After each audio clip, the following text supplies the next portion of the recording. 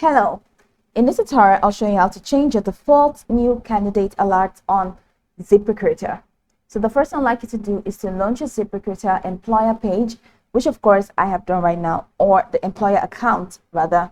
Now I'd like you to know the Ziprecruiter is a job site that aims to match businesses with the right people for their open roles. Its AI matching finds and reaches out to specific job candidates to apply for your open position as soon as it goes live. So now that we know a bit of what Ziprecruiter is about, let's quickly hop into today's stats, which is how to change your default new candidate alerts on Ziprecruiter. From this homepage, I'd like you to head over to the top right corner of your screen where you have the My Account tab. Click on that and you're going to have this extended menu option. You have subscriptions, settings, help center, all the way down to sign out.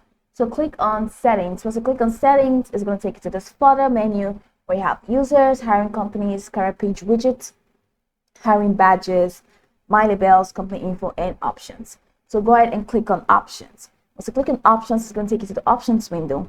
Now you can adjust your options below. Any changes will apply to everyone in your account. So over here you have the default new candidate alert, and if you want to change this default new candidate alert, you can now follow through with all of these features. So it says for any newly created jobs, who should get new candidate alert email by default. Now you can change this to all users on this account, or you can change it to only the user who created the job, or you can change it to a specific list of users and click on the save button. And so once you do that, it's going to take you here where you can have a list of your users. Now you can select, you can change, you can check the box very close to the user to give that privilege to that specific user.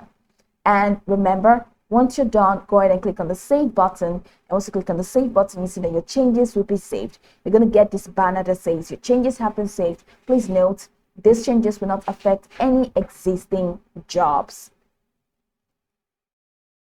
Save. So that's pretty much the process. You can go over this tutorial from top to bottom to get acquainted with the steps. And of course, once you're done, you'll be good to go. I hope this tutorial marvelously helped you search.